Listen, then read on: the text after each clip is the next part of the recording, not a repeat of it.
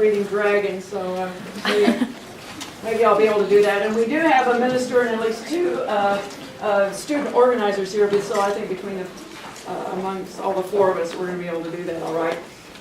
One would think that Congress and the Oklahoma legislature and the Catholic bishops had heard that we were going to have this conference and decided they'd do everything possible to deliver a pledge of plenty of topics for us this afternoon. They certainly have done their best, haven't they? What we're going to address is how we come to the reproductive justice movement and organize for justice through religious activities and express our religious beliefs. And we have down here at the end, we have Carly Palans. Carly is a women's and gender studies major and Judaic studies minor at OU. She's a member of the Student Organizers Collective, a member of Oklahomans for Reproductive Justice, and serves as student president of OU. Hello. Okay. I tried to ask him the pronunciation of all these words internationally. There's one to leave out. She will speak as her perspective as a Jewish woman, how organizations of more than one identity, for example, being a feminist and Jewish, can interact and how it affects organizing, and then give ideas on how to correct misinformation about Judeo-Christian values and anti-choice people use in the rhetoric to ban abortion, which kind of tails in with what we were speaking in the previous meeting. And then we have the Reverend Carmen Janak with us today. She's going to speak from her perspective as a black female clergy and how her life within the black church and community have been affected as well as infected by the pro-life movement. She is a facilitator of the Power of Connection Center for Living, and her ministry has centered on empowering women to be their greatest selves. Academically, she has lectured in women's studies and racial issues at the collegiate level, and she served on numerous local boards and coalitions such as the Tulsa Interfaith Association. And then we have Arielle. Arielle. Very I knew I was going to mess that up. Foldoe, who is a philosophy and anthropology junior at the University of Central Oklahoma, but he's going to Portland State in Oregon, closer to the ocean. A woman, a color, an organizer for the Norman Queer Alliance, student organizer collective, and Students for Democratic Society. Overall focus of this presentation will be to show various ways people can all intersect and exist together without ostracizing any one person, speak about being a Christian, and the problems of working with fellow activists who mostly identify as atheists or agnostic, and then speak about involvement in the Students for Reproductive Justice and starting a branch of SYRF here in Oklahoma. And then for myself, I'm co-president of the Oklahoma Religious Coalition for Reproductive Choice, OKRCRC, and we commonly get confused with the other organization, which is similar to ours, was Reproductive Justice. We had our name before they did. We are an affiliate of the National RCRC. I've been a pro-choice advocate since college in the 60s. I became active in OKRCRC after retiring as a public librarian for 40 years in Tulsa and in Kansas City, Missouri. And so we're going to start out with, I believe, with the Reverend. The Reverend. I'm going to stand up here if it's okay, so then you can actually hear me in the back. You're welcome. I think Omari kind of set me up very well. Omari Adisi from the last panel talking about the black church and discrepancies and things that are happening presently. My hero, Martin Luther King Jr. said, "Injustice anywhere threatens justice everywhere." We have to say more about the radically inclusive love of God that makes justice indivisible. Amen. Thank you. Who said that? Appreciate that. I'm used to that, so I like it. And that makes injustice intolerable. That makes finding my voice and raising it loud a non-negotiable. Far too long we have stood by and watched silently from our pulpits and scornfully from our pews those whose choices we did not like, accept, or understand. I have to admit that when Sarah asked me to join this panel, I took a long time to respond because this panel intimidated me and I did not know what my role was going to be. And then I had a conversation with God, as I often do. And I discovered all I needed to bring to this panel was my clear sense of purpose, that people of faith cannot remain silent when some would make it appear that people of faith are of one mind on the issue of reproductive rights.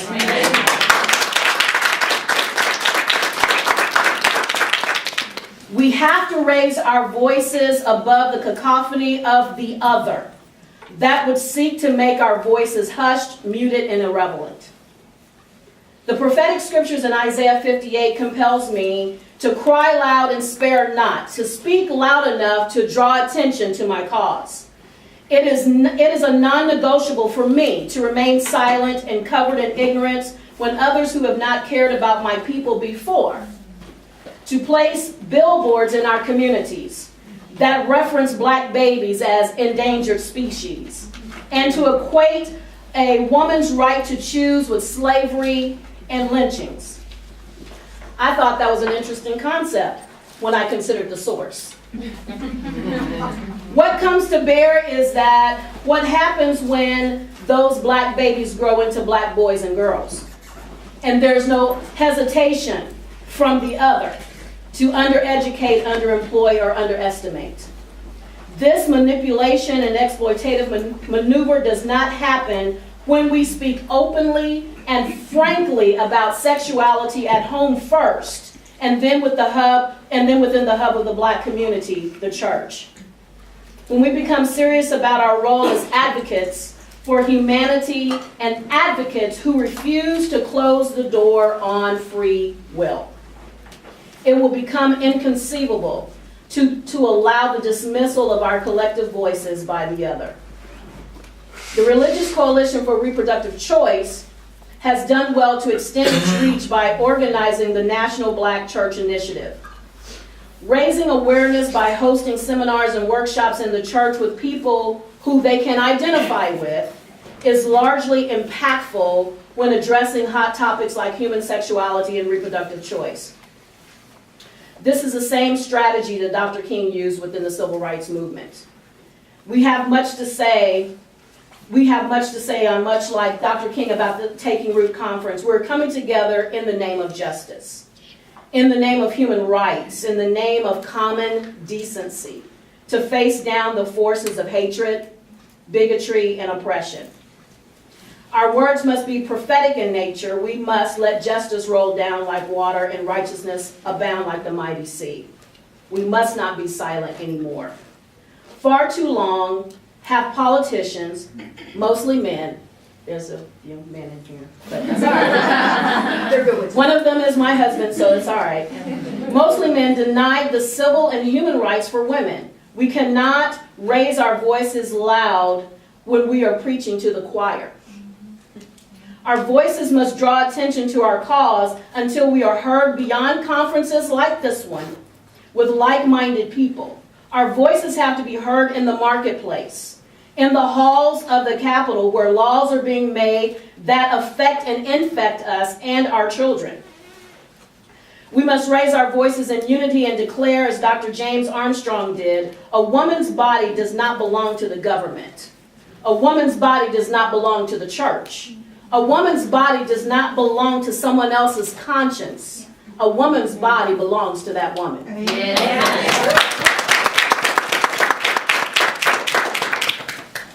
That's all I have written down. Now I'm going to talk. I think that we do have to say more. And I'm talking specifically from the Black church experience because that has been my experience for my entire life. Not my only experience, but a great deal of my life has been shaped by that. And I am greatly disturbed by not only commercials, but billboards that use, as Amari said, our history against us. And then we fall prey to that again. And so we have to have conferences like this. I wish that there were more people of color, but the reason why there is not more people of color is because people like me have to go into those churches and say, hey, that's not okay. That's not okay. That's not okay for the exploitation to continue. So it does take people like me. And I can't always go in with my collar. Now, I wore my collar specifically because it gives legitimacy to what I'm saying today, right? But I can't always go in wearing my collar. Why? Because some of those men in those black churches are not going to listen to me if I wear this collar. And I may have to take off my lipstick. I don't have eyelashes on today. But I may have to take a few things off just so I can be heard. You understand what I'm saying? So you have to package things in a way in which you can be heard. Because at the end of the day, at the beginning of the day, and I say the middle of the day and the end of the day, we want our voices to be heard to the point that we begin to take action. And actions begin to speak louder than our words. Like, listen, we're not going away. You're not going to be able to mute our voices. You're not going to be able to hush our voices. You're not going to be able to tell us to go home and make more babies and stay in the kitchen. Some of us don't even know how to cook, so taking us to the kitchen is right? And some of us don't even want to learn, so that's not me because I can, because my husband's here. So but anyway, so we have to make room for forums like this where we really begin to understand. If it was all of us right here, marching to the Capitol, knocking on the door, and talking to our legislators and saying, we're not going away, that makes a big difference. Because if it's one person calling and one person doing an article in our papers, that doesn't really push those buttons. That doesn't really make a huge difference. But if all of us collectively, in every way in which we are represented in this room here today, that makes a huge difference in the minds of those who are making laws. And I would say this too. Some of us need to be in the room making the difference and making the laws. Yes. So it's not enough to sit on the sidelines. We've got to get in the game. That's it. I think we're supposed to have 10 minutes, so I don't want anybody to pull my coattails, so I'm going to go. Thank you.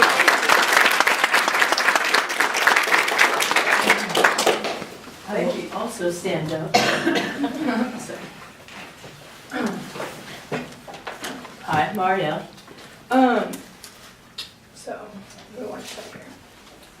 So first I'd like to talk with you here, and I'm just telling a story. I don't think I'm going to be quite that awesome. Let's see. Put yourself down. Oh, thank you. So SURF is Spiritual Youth for Reproductive Freedom. This is a youth organized group. It's also a subset of the Religious Coalition for Reproductive Choice. Basically, like I said, it's a youth-run organization, and basically in our different branches, we want to come together and promote reproductive justice for everyone. Basically, same things we're all trying to do.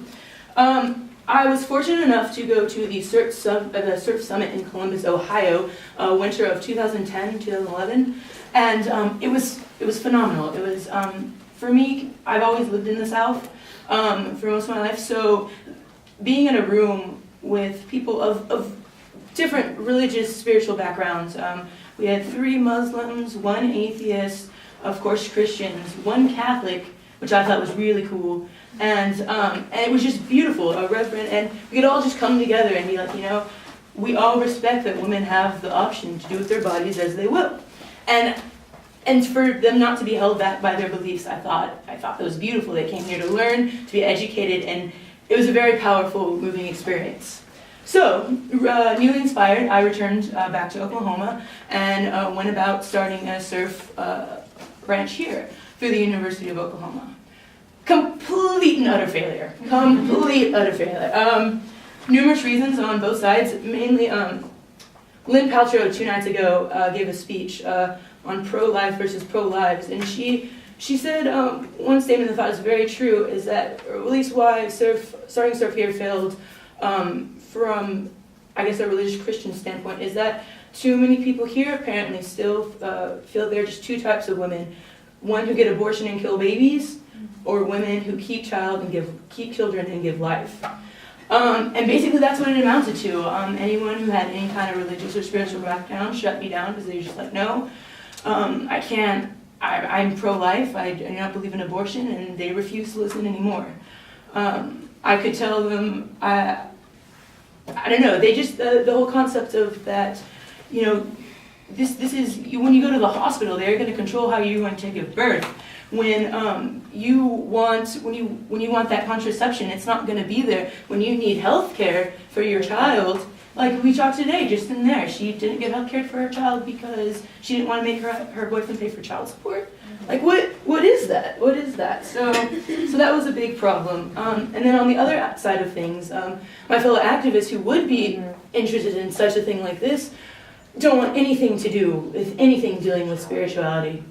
And I want to make the distinction here that like this is a spiritual group. Whether or not you describe to religion or you feel you are religious, I feel like most people are spiritual. And so just totally shut down, and that was hard. That was hard.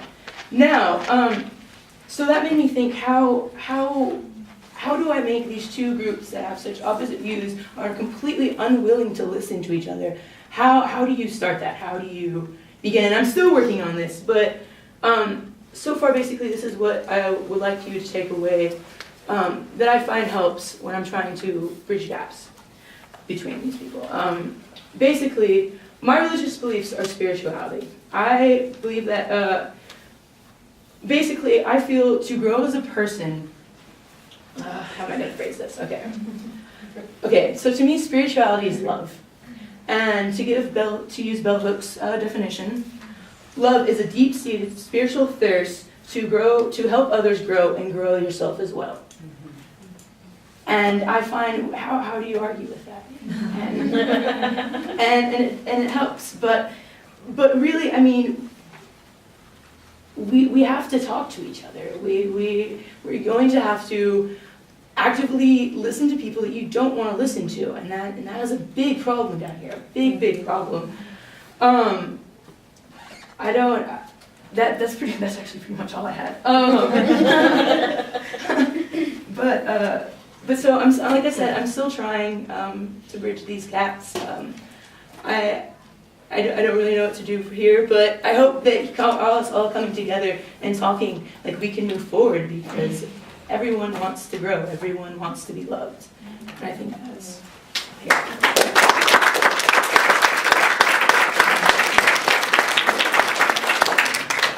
By the way, back on the table where I brought my literature, there are cards about surf, and there are little tins of mints that are from surf also, so it goes along with that program. I'm going to stand because I'm short, and I don't know if everyone in the back will be able to see me. So, okay. So I'm here to explain why, a lot of times when people talk about religion and abortion, they typically just mean Christianity and abortion. And that kind of complicates things, and it definitely, I think speaking as my experience as a Jewish woman maybe will help explain to people that when people say Judeo-Christian, they just mean Christian.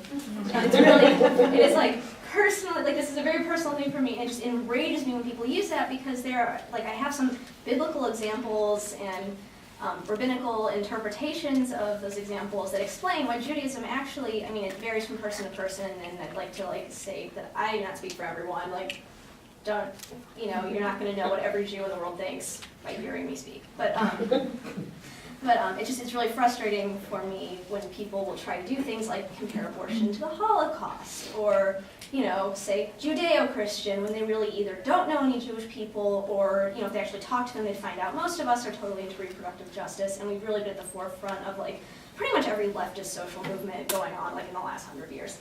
So anyways, I'm gonna start out with, I'm just gonna read this real quickly, but a big thing that, a big thing in Judaism is, even though the Torah for us is the Christian Old Testament, and I'm going to compare a lot of things to Christianity, not because I have a problem with Christianity itself, but it's an example probably a lot of people are more familiar with.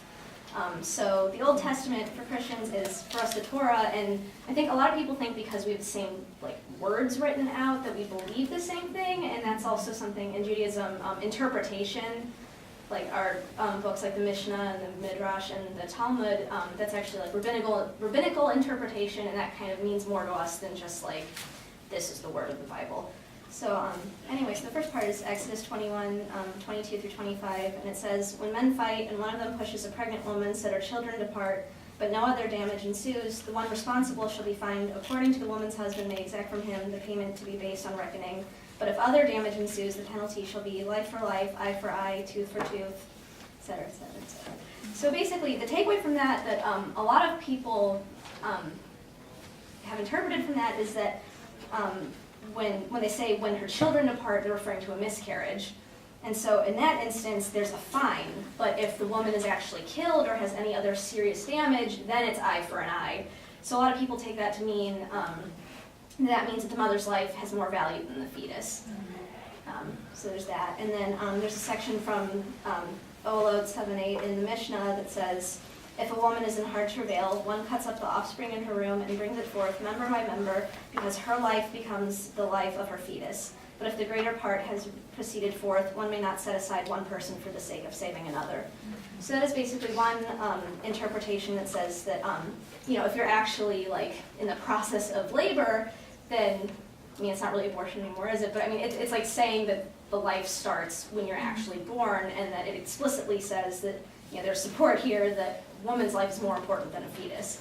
And this is especially relevant, with all these personhood measures coming up. People wonder why, it's violating my First Amendment rights to not be able to have an abortion up until, the third term or whatever, because, for Jews, it's your life is more important, and for a lot of us, it means that it isn't, your fetus is not a person until it's actually born. So to put restrictions on abortion at 20 weeks, that is absolutely not, that is restricting our religious freedom. So also, there's a section in the Talmud that states that the fetus is of doubtful viability. Because the fetus is of doubtful viability, a lot of the Jewish mourning rites don't apply to that situation. And that's not to say that miscarriage is not something that people mourn, or it's not, tragic depending on the circumstances, but, in Judaism, life rights are super important. It's more of a practicing religion than a believing religion, and that's not to say that all Jews are atheists or something. I am personally, but if that makes sense. But the practices that you do, and having circumcision and baby naming ceremonies and bar and bat mitzvahs and weddings and this and that is more important than whether you officially accept a creator that literally believe. I know in Christianity you accept Jesus, and we don't really have that concept. We don't really have a concept like original sin, and we don't really focus on the afterlife, so a lot of the concerns about abortion don't really apply in our situation. So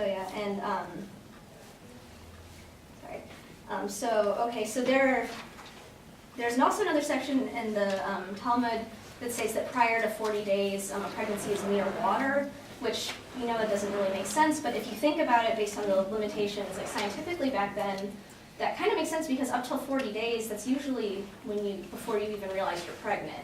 So in that case, even people who are maybe very Orthodox or more conservative Jewish people sometimes still believe that up to 40 days, it's not necessarily bad. So maybe in a specific way to have coalition building for reproductive justice, and for specifically the personhood amendment that's going on right now, some people are maybe afraid to approach Orthodox Jewish people because they're worried that, the more religious you are, the more socially conservative you are, which isn't necessarily true in this case. But they might maybe be completely against abortion, but if they believe that a pregnancy up to 40 days is just near water, which I don't think a lot of people literally believe, but if that's their interpretation of it, then they might be totally on board for helping you fight against restrictions on Plan B or IVF or birth control. So it's definitely, I know people in a lot of activist communities, like Arielle was saying, they have this idea that if you're really religious, you like, or people who are reproductive justice activists want nothing to do with religion, and they write all of them off without realizing that, you know, Judaism isn't oppressive in the same way that like Christian fundamentalists can be. And also just some cultural reasons. Most Jews in America are Reform Jews, so that means that they're a lot more less observant than maybe like Orthodox or conservative people, and they also have more exceptions. Like I know there are some rabbinical interpretations where abortion is only okay if the woman's life is in danger, but in Reform Judaism, because there's so much emphasis on individual agency and doing what's right for you personally. So like if you don't want to keep kosher, you don't have to keep kosher. And if you don't want to go to services this week, that's okay, you're still Jewish, and you can be like me and not believe in God at all and still identify as a Jewish person culturally or ethnically or however you want to think about it. And so I think that goes a lot hand in hand with like the agency that goes with reproductive justice. And I feel like it's always been like that. I mean, the list of Jewish feminists, you know, we're not separate from like the main movement. I mean, we are it. Like all these second waivers. I mean, I have a list. I'm not going to read all of it because I think there's time. There's a lot. I mean, Betty Friedan, Gloria Steinem, lots of currently active people. You know, it's a big deal. And there's the Jewish pro-choice reproductive the Religious Coalition for Reproductive Choice has Jewish members in it. There's the National Council of Jewish Women, which is extremely active in lots of social justice issues, but also in reproductive justice, and the Religious Action Center of Reform Judaism, who are like actively advocating against the Personhood Amendment right now. So I guess the takeaway from this is that you know, religion is not bad. Or not, it doesn't have to be bad. And I think that when you are organized, I know myself personally, I went through a really long time where I just thought all religion is terrible, and you know, if I want to be a feminist, I can't take any part in it. And I think that's actually really not helpful at all, and it's a lot more constructive to have coalition building and to reach out to maybe, you know, religious minorities that you ordinarily would write off as just saying religion is bad, but like they really can be helpful. I think if you, you know, appeal to the idea that like limiting abortion is oppressive religiously, you know, you might be able to get people who maybe don't believe in abortion but are okay with other reproductive health issues might be interested in helping. And, I think that is it.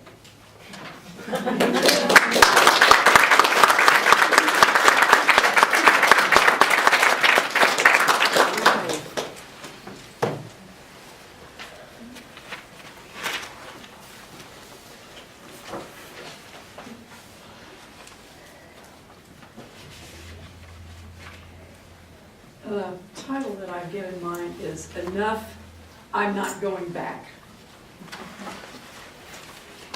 I was a junior in college in 1968. That was the year that Martin Luther King and Bobby Kennedy were assassinated 44 years ago. Yeah, I'm an old broad. I was in my dorm one night when the phone rang. They were still attached to the wall then. It was a friend, and she said, "Don't say who it is," because my roommate was from the same town, hometown. She asked me to meet me outside the dorm. She was in town to tell me that she was getting an abortion. I was scared to death. I thought she was going to die. She was fortunate, though. She had found a doctor. She was safe. She came back a month later so he could check her out, and he prescribed birth control so that she wouldn't get pregnant again. I always thought it was because of her and Betty Friedan that I was pro-choice, but this year when the legislatures became so rapid in taking away women's rights, I began remembering other female friends, and I started counting them, and pretty soon I was over on another hand. All before Roe v. Wade. We shouldn't have to sneak around in the dark for health care. I'm not going back. When the personhood bill was first proposed here in Oklahoma, I wrote an irate letter to the Tulsa World, and I noted I was old enough to remember it before the Roe decision and I wasn't going back to those days. Women who were rich enough could always find a way to get a safe abortion, and that wasn't going to change. Poor women were the ones who always suffer. They always will. I'm almost 65 and past reproductive age, so why should I care? Well, I care for the young women who suffer under the unrealistic laws perpetuated by basically male legislative bodies, men who will never experience pregnancies and all the issues related to pregnancy and lives or reproduction. In other words, all those things we women know and they don't, period. No pun intended.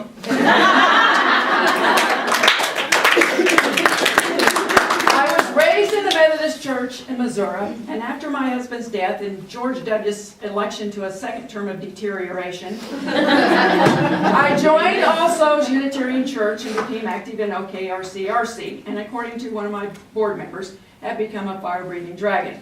I really was before, she just didn't know me today. I'm a retired 40-year professional public librarian. I started in an inner-city library in Kansas City, Missouri, and then 30 here in Tulsa. Most of this working with children and their families. I've worked with the richest people in Tulsa and the poorest.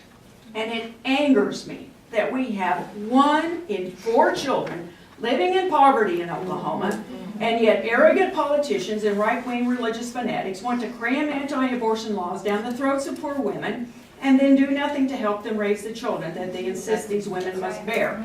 I said earlier to the person sitting next to me upstairs that Omari stole my line. Is this what Jesus would advocate? My Methodist upbringing says no, and I'm sure that my newfound Unitarian faith says no. OKRCRC, may I put that on your table? Thank you. OKRCRC is an affiliate of the National Religious Coalition for Reproductive Choice, RCRC. It formed after the Roe v. Wade decision when the Catholic bishops, we've heard of them before, and the conservative religious groups vowed to defeat Roe. We bring the moral power of religious communities to ensure reproductive choice through education and advocacy. The coalition seeks to give clear voice to reproductive issues to people of color, those living in poverty, and other underserved populations. Various churches are represented, including Catholics for Choice. I'm sure that cheers the bishops up. We are pro-faith, pro-family, pro-choice, pro-reproductive justice. We are not just about abortion rights. Some equate pro-choice with being pro-abortion. Who is pro-abortion? We want to make sure that abortion stays legal. We support women and men when they are ready to have families they can support physically, emotionally, and financially. We support birth control. Check our website for links to accurate reproductive information. I am a librarian. We support sexuality education in our schools, and you'd think the state legislature would too, since Oklahoma has one of the highest teen pregnancy rates in the country.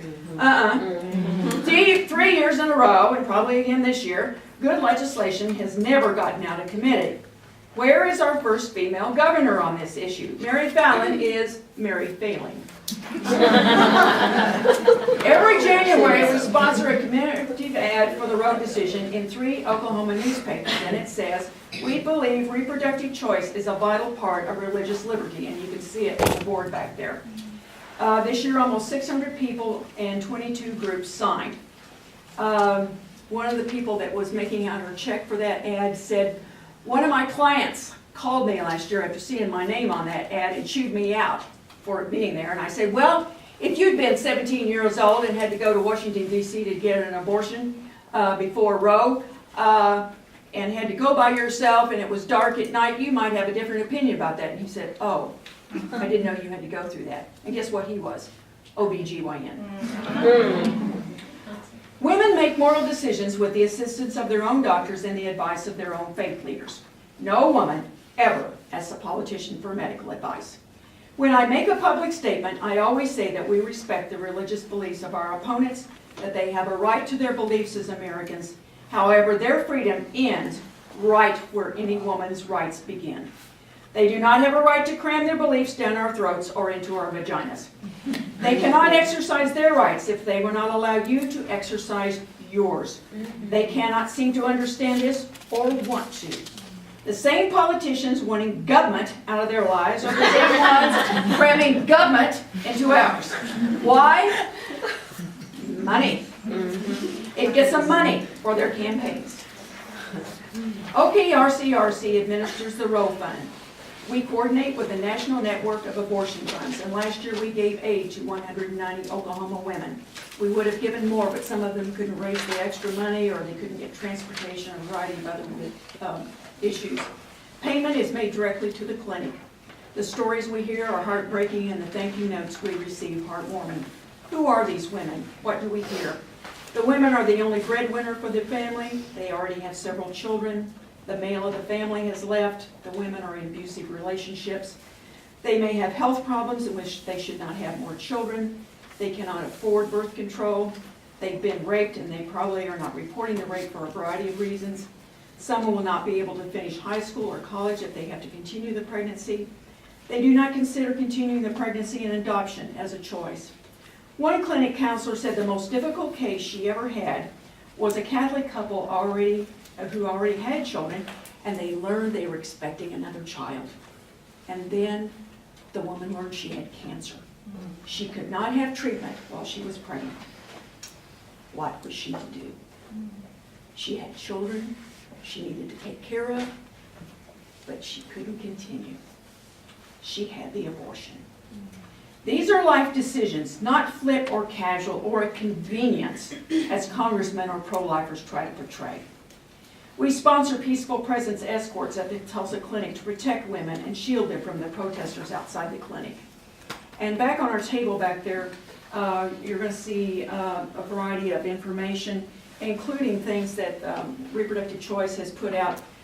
This one is Personhood, the Bible, and the Abortion Debate. These are written by clergy, and they include things from the Bible. Some of them may seem a little ponderous in a way to get through, but they're going to give you some really good information that you can use in some of the debates that you may get into with some of the other sides. So pick them up. They are also on our website.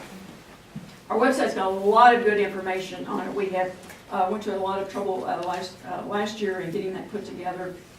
So go to it. Those of us who are past reproductive age must tell the stories of life before Roe. We need to stand for the rights of the young women who are above reproductive age and tell them what they can lose. Last year when we were collecting names for the Roe ad, a young woman picked up some information about the healthcare debate. She said, I really never thought too much about my right to abortion until all this started. And I said, yeah, you've always had that right. I didn't.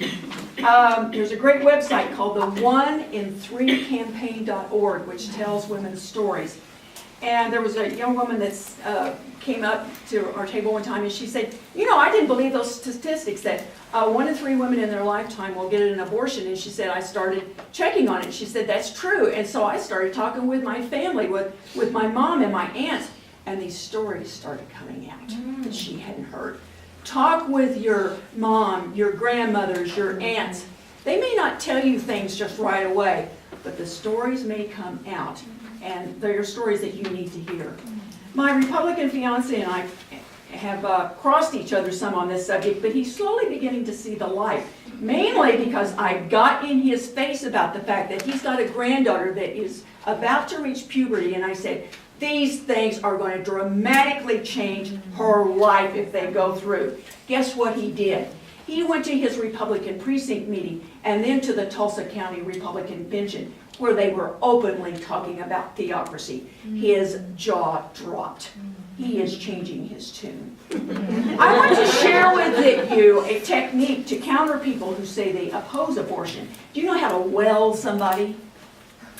Well, what about a woman that's been raped? That's forced pregnancy. Do you really expect her to go through that pregnancy?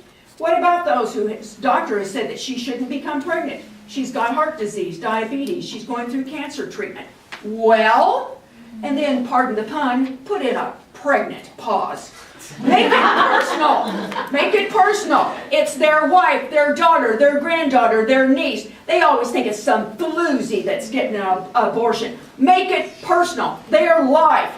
And what about 12-year-old girls? Should they go through pregnancies? In the year that I've been co-president, we've had not one but 2 that have needed assistance from the Roe Fund. And if they say, well, why were they having sex? Remind them, that's statutory rape, and one was raped by her 14-year-old brother. Well, what about it? Is a 12-year-old really ready for pregnancy physically and emotionally? Think about a 12-year-old girl, and remember, wait for that pregnant pause.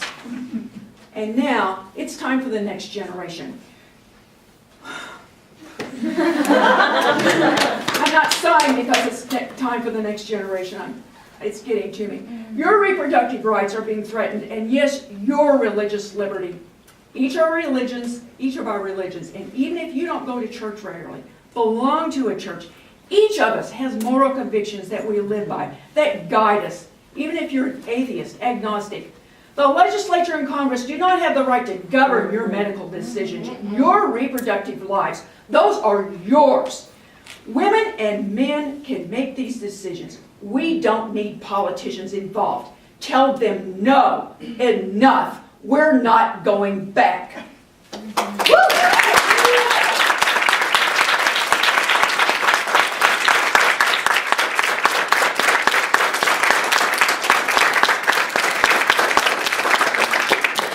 Okay, I think we will take about 15 minutes before we head back upstairs. Is that where it is? Down, up, I don't know exactly where I am. I want to thank all of the presenters today. I think they all hit a different note on religion, and I hope that you all have taken something to take with you. I hope that when you, we've all been talking about talking with your legislators and writing to your legislators, that one of the things that you will do is talk about your religious beliefs, your moral beliefs, when you're talking to these folks, so that they know it's not just the other side that have morals and they act like that we don't have any whatever. Go, use that when you're talking with them. Make sure that you put that in there when you're talking with them. So you have questions that you want to address to the folks here. I want to hear from the church now, as my minister says. Let the church speak.